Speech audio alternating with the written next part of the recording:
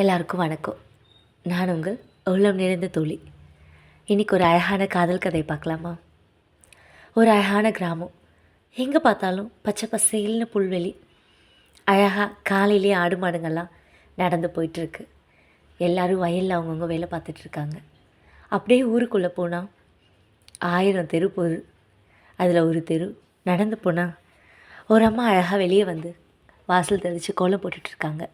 இவங்க பேர் பங்கஜம். இவங்க குணத்தில் ரொம்ப ரொம்ப நல்லவங்க. எல்லாரையும் மதிக்க தெரிஞ்சவங்க, ரொம்ப குணமானவங்க. அப்படியே உள்ளே போனால் நாராயணன், இவர் தான் இந்த வீட்டோட தலைவர். உட்காந்துட்டு காஃபி குடித்து டிவி பார்த்துட்ருக்காரு. இவர் இவ்வளோ நாள் வேலைக்கு போனார், இப்போ தான் ரிட்டையர்ட் டீச்சர். அப்படியே உள்ளே போனால் பெட்ரூமில் ஒரு ஆள் அவசர அவசரமாக கிளம்புறாரு. அவர் தான் நம்ம கதாநாயகன் செல்வம். ரொம்ப கட்டுக்கோப்பான உடம்பு, ரொம்ப நேர்த்தியான பார்வை, அழகான கண்கள், வசீகரமான மீசை. ரொம்ப பார்க்கவே ஆள் அழகாக இருக்கார். ஆஃபீஸ்க்கு கிளம்பிட்டுருக்கார். அம்மா அப்பா பையன், ரொம்ப அழகாக இருக்குல்ல இந்த குடும்பமே. இந்த குடும்பத்துக்கு நேர் எதிர் ஒரு வீடு. அந்த வீட்டில் கிச்சனில் ஒரு அம்மா சமைச்சிட்ருக்காங்க, பார்வதி. இவங்களும் ரொம்ப குணமானவங்க.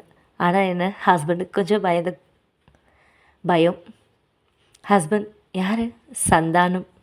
பேரில் வாசம் இருக்குது, ஆனால் அவர்கிட்ட நம்ம தெரியல, வாசமே இருக்கிறதில்ல. ரொம்ப கோபமாக நியூஸ் பேப்பரை புரட்டி புரட்டி பார்த்துட்ருக்காரு.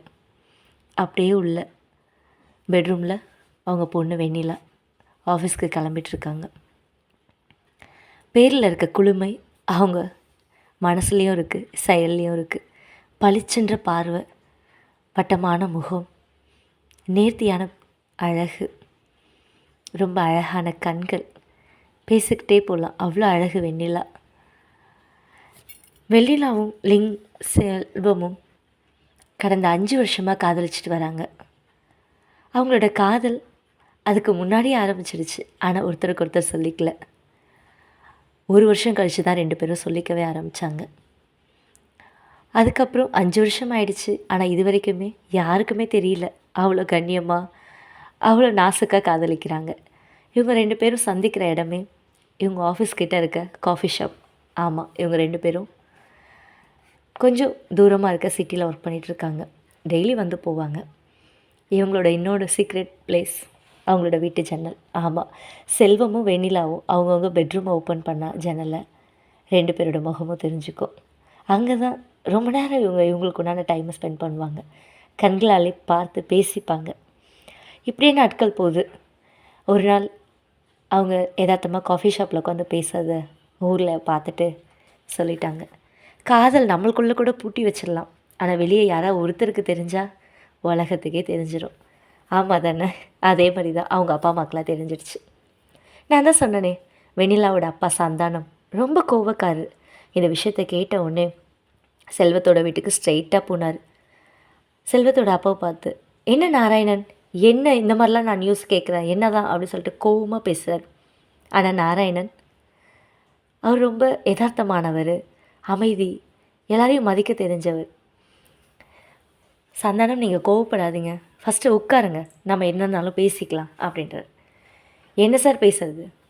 பரவாயில்ல சார், 2 பேரும் சின்ன பசங்க, காதலிச்சிட்டாங்க, 2 பேரும் நல்லா ஒர்க் பண்ணுறாங்க, படிச்சிருக்காங்க, கல்யாணம் பண்ணி வைப்போமே, உங்களுக்கு ஓகேனா அப்படின்னு சொல்லிட்டு நாராயணன் கேட்குறாரு. சந்தானம் கொஞ்ச நேரம் வெயிட் பண்ணுறாரு. அதுக்கப்புறம் நிறைய கேள்விகளை தொடுக்க ஆரம்பிக்கிறார். உங்களை பற்றி நாங்கள் என்னென்ன தெரிஞ்சுக்கலையே அப்படின்னு சொல்லிட்டு நாராயணன் கிளியராக எக்ஸ்பிளைன் பண்ணுறார்.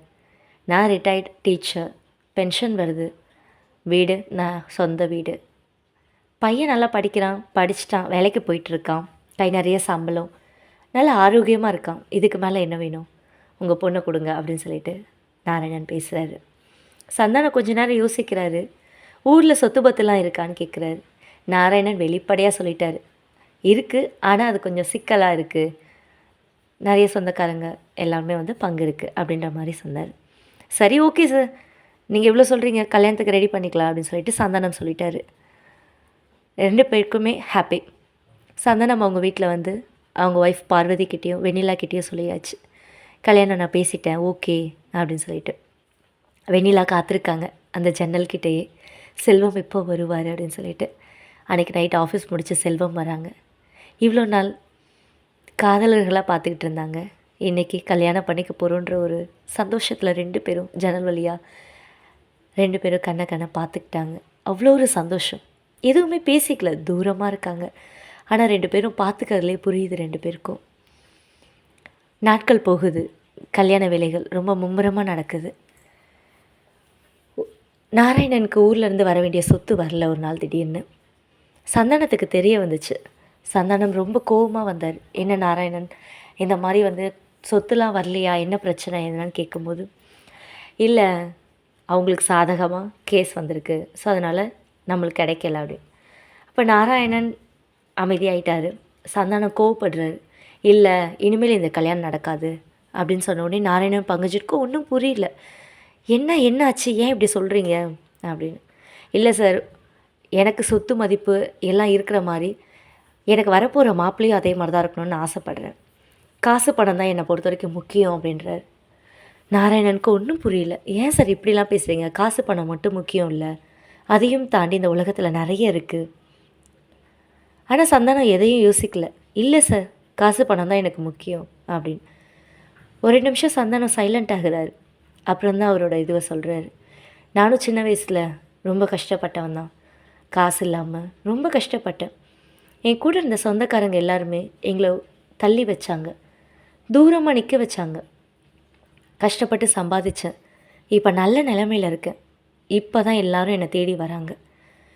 இதுவே என் பொண்ணு ஒன்றுமே இல்லாதவங்களுக்கு கொடுத்துட்டேன் அப்படின்னா அவளுக்கும் அதே நிலைமையாக தான் இருக்கும். என்னால் முடியவே முடியாது. என் பொண்ணு நல்லா சொத்து சுகம் இருக்கிற கூட தான் வாழணும்னு நான் ஆசைப்பட்றேன் அப்படின்னு சொல்லிட்டு, இந்த கல்யாணம் நடக்காது அப்படின்னு சொல்லிட்டு முடிவாக சொல்லிட்டார். நாராயணனுக்கும் பங்கஜனுக்கும் ஒன்றும் பேச முடியல. அப்படியே அமைதியாக நின்றுட்டாங்க. சந்தானம் எல்லாத்தையும் வேகமாக பேசினார். பேசிட்டு வேகமாக வீட்டை விட்டு வெளியே கிளம்பிட்டார். அவரோட வீட்டுக்குள்ளே போய் பார்வதிக்கிட்டே வெண்ணிலாவையும் கூப்பிட்டு, இனிமேல் இந்த கல்யாணம் நடக்காதுமா, வேண்டாம் அப்படின்னு சொல்லிட்டாங்க. வெண்ணிலா எவ்வளவோ அழுது பார்த்தா, கெஞ்சி பார்த்தா, அவளால் எதுவுமே பண்ண முடியல. அப்பா, நீங்கள் மட்டும் கல்யாணத்துக்கு ஒத்துக்கலனா என்னை உயிரோடவே நீங்கள் பார்க்க முடியாதுன்னு கூட சொல்லி பார்த்துட்டா. ஆனால் அவங்க அப்பா ஒரே வார்த்தை, நான் முக்கியமா, நான் எவ்வளோ கஷ்டப்பட்டு உன்னை எவ்வளோ வளர்த்துருக்கேன், உனக்கு எல்லாமே தெரியும், நீ இந்த மாதிரி சொல்லாதம்மா. அப்பாவை நினச்சிப்பாரு, ஓடி போய் கல்யாணம் பண்ணணும்னு உனக்கு தோணுமான்னு சொல்லிட்டு ஒரே வார்த்தை தான் கேட்டார். அதுக்கு மேலே வெண்ணிலாவால் பேச முடியல. ஏன்னா அவங்க அப்பா அவ்வளோ பாசமாக அவளை வளர்த்துருக்காங்க. அந்த நிமிஷமே அந்த வார்த்தையை அமைதியாக்கிட்டா. எதுவுமே பேசிக்கல. ப்ளீஸ்பான்னு கெஞ்சி பார்த்தா. அவங்க அப்பா திட்டமாக ஒரே வார்த்தையாக சொல்லிட்டாரு, இல்லைம்மா, நீ மட்டும் அந்த பையனை கல்யாணம் பண்ணணும்னு நினச்சேன்னா நான் உயிரோடு இருக்க மாட்டேன். தீர்க்கமான இந்த முடிவை உனக்கு ஓகேவான்னு கேட்டார். அந்த வார்த்தையை கேட்ட உடனே முடியல வெண்ணிலாவுக்கு. வேறு எதுவுமே பேசாமல், நீங்கள் என்ன சொல்கிறீங்களோ சரிப்பான்னு சொல்லிட்டு அமைதியாக போய் உள்ளே உட்காந்துட்டாங்க. செல்வம் வீட்டுக்கு வர்றாரு. நடந்த விஷயம் எல்லாத்தையும் நாராயணனும் பங்கஜமும் சொல்கிறாங்க. செல்வத்தால் ஏற்றுக்கவே முடியல. இவ்வளோ நாள் அந்த ஜன்னலை சந்தோஷமாக ஆசாசையாக திறந்து 2 பேரும் பார்த்துக்கிட்டாங்க. ஆனால் இன்றைக்கி நைட்டு செல்வம் அந்த டோரை ஓப்பன் பண்ணுறாங்க. விண்டோ ஓப்பன் பண்ணி பக்கத்தில் உட்காந்துருக்காரு. அவரால் அழுகை தாங்க முடியல. நம்ம சமூகம்தான் சொல்லியிருக்கேன், ஆண் அழக்கூடாதுன்னு. அதனாலே என்னமோ தெரியல, செல்வத்தோட கண்கள்லேருந்து தண்ணி கீழே கொட்டவே இல்லை. ஆனால் வெண்ணிலா அழுது உடஞ்சி சுக்குநூறாயிட்டாங்க. செல்வத்தை பார்த்து ஏக்கமாக கேட்குறாங்க, என்னை எப்படி கல்யாணம் பண்ணிப்ப, என்னால் முடியல அப்படின்னு சொல்லிட்டு. 2 பேரும் அன்றைக்கி நைட்டு அப்படியே இருந்துடுறாங்க. அடுத்த நாள் காலையில் செல்வமும் வெண்ணிலாவும் என்றைக்கும் பார்த்துக்கிற அந்த காஃபி ஷாப்புக்கு போயிட்டு 2 பேரும் பேசிக்கிறாங்க. 2 பேருமே ரொம்ப கண்ணியமானவங்கன்னு சொல்லியிருந்தால, அவங்களோட காதல், அவங்களோட பேச்சு எல்லாமே ரொம்ப கண்ணியமாக ரொம்ப மெச்சூர்டாக இருக்கும். அதே போல் தான் இந்த முடிவும் எடுத்தாங்க. வெண்ணிலா செல்வம் 2 பேருமே பேசி 2 பேருமே பிரிஞ்சிடலான்னு முடிவு எடுத்தாங்க. ஃபஸ்ட்டு 2 பேருமே பேசும்போது ரொம்ப கஷ்டமாக இருந்துச்சு. ஆனால் செல்வம் சொன்னார், நம்ம 2 பேருமே இவ்வளோ நல்ல நிலமையில் இருக்கிறதுக்கு காரணம் நம்ம அம்மா அப்பா தான். அவங்க நம்மளுக்கு வாழ்க்கையில் எல்லா விஷயத்தையும் பார்த்து கொடுத்துருக்காங்க. அவங்க சந்தோஷப்படுற ஒரே விஷயம் நம்ம கல்யாணம் மட்டும்தான். நம்மளால் அவங்களுக்கு திருப்பி தர முடிஞ்சது கௌரவமாக நம்ம கல்யாணம் பண்ணிட்டு போனால் தான் அவங்களும் சந்தோஷமாக இருப்பாங்க.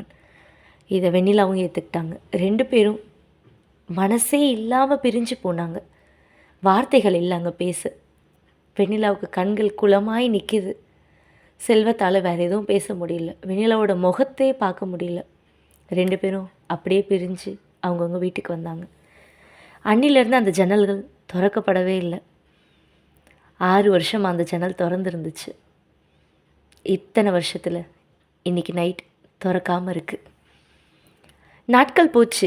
வெண்ணிலாவுக்கு மாப்பிள்ளை பார்த்தாங்க. கல்யாண வேலைகள் ஆரம்பித்தது மும்பரமாக. ஒன்று ஒன்றா சடங்குகள் நடக்க ஆரம்பிக்குது. செல்வத்தால் இங்கே இருக்கவே முடியல. ட்ரான்ஸ்ஃபர் கேட்டு வேறு ஊருக்கு போயிட்டார்.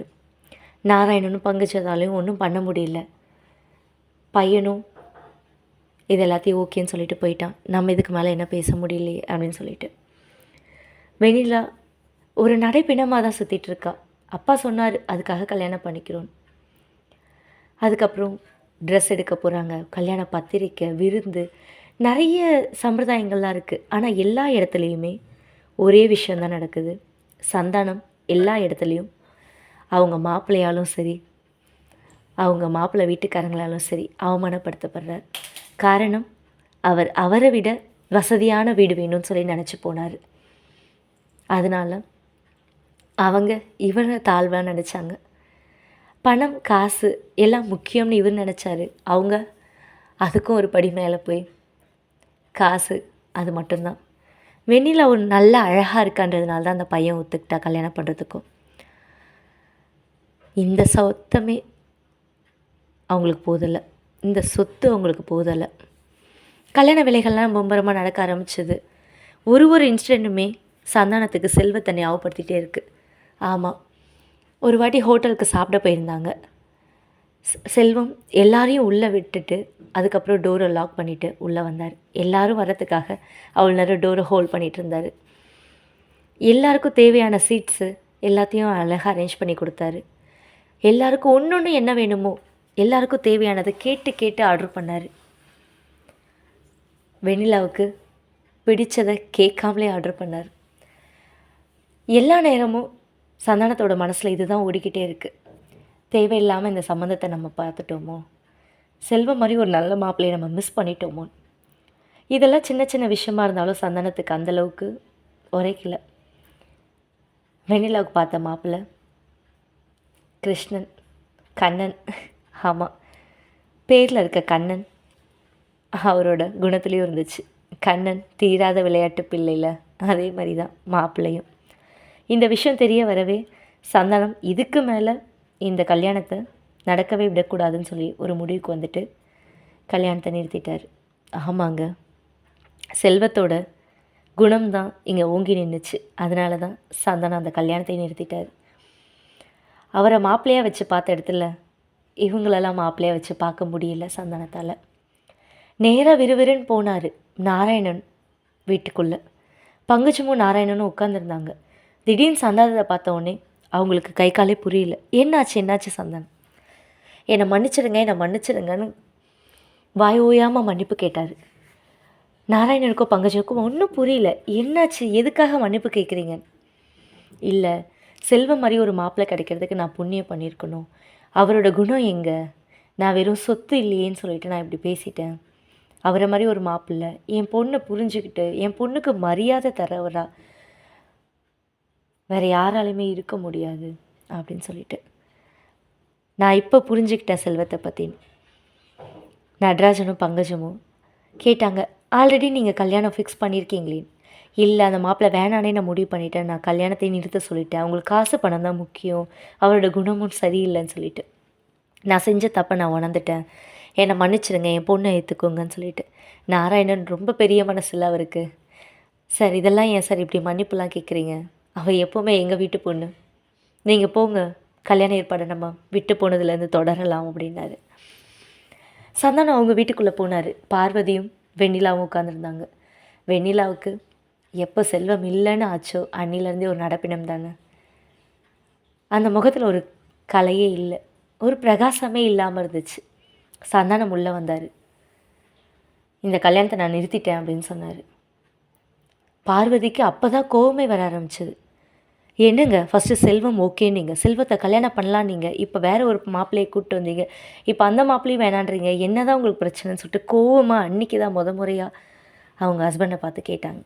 அப்ப சந்தானம் சொன்னாராம், "என்னோட செலக்ஷன் தப்பும்மா. நம்ம பொண்ணு வெண்ணிலாவோட செலக்ஷன் தான் கரெக்ட்டு. அதனால தான் என்னோட முடிவ நான் மாத்திக்கிட்டேன்." பார்வதிக்கு சந்தோஷம் தாங்கல. வெண்ணிலா சொல்லவா வேணும்? போன பிரகாசம் உடனே வந்துருச்சு. அன்றைக்கி ராத்திரி வெண்ணிலா அந்த ஜன்னலை திறந்து வச்சுட்டு செல்வத்துக்காக காத்துட்ருந்தாங்க. செல்வம் ட்ரான்ஸ்ஃபர் ஆகி ஊருக்கு போயிருந்தார்ல, அந்த விஷயம் எல்லாமே கேள்விப்பட்டு 2 நாளில் வந்தாங்க. வெண்ணிலா எப்பயும் போல் ஜன்னல்கிட்டே காத்துட்டே இருந்தாங்க. செல்வம் வந்தார். கிட்டத்தட்ட ஒரு 6 மாதம் கழித்து செல்வத்தோட ஜன்னல் திறக்க ஆரம்பிக்குது. 6 வருஷம் திறந்த ஜன்னல் 6 மாதம் பூடப்பட்டு மறுபடியும் இன்றைக்கி திறந்துச்சு. 2 பேரும் கண்ணாலேயே பேசிக்கிட்டாங்க. பரஸ்பரம் அவங்க காதில் பரிமாறிக்கிட்டாங்க. நாட்கள் போச்சு. 2 பேருக்கும் அழகான ஒரு கல்யாணம். சந்தானம் புரிஞ்சுக்கிட்டாரு, காசு மட்டுமே வாழ்க்கை இல்லை.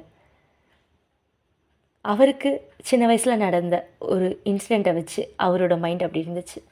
ஆனால் அதையும் தாண்டி நிறைய மனுஷங்கள் இருக்காங்க. நம்மக்கிட்ட காசு இருந்தால் தான் நம்மளை தேடி வருவாங்கன்னா அவங்க நம்மளோட உறவே கிடையாது. இருக்கோ இல்லையோ உங்களோட உண்மையான குணத்துக்காக யார் ஒருத்தர் வராங்களோ அவங்க தான் உங்களோட உண்மையான உறவு. அந்த மாதிரி ஒரு உறவு உங்கள் கூட இருந்துச்சுன்னா யாருக்காகவும் எதுக்காகவும் அந்த உறவை விட்டு கொடுக்காதீங்க. நான் உங்கள் உள்ளம் நிறைந்த தோழி. நெக்ஸ்ட் என்ன கதை வேணும்னு கமெண்ட் பண்ணுங்கள். சப்ஸ்கிரைப் பண்ணிக்கோங்க, லைக் பண்ணிக்கோங்க, பெல் ஐக்கானை கிளிக் பண்ணிக்கோங்க. நெக்ஸ்ட்டு போடுற கதையெல்லாம் அப்போ தான் வரும்.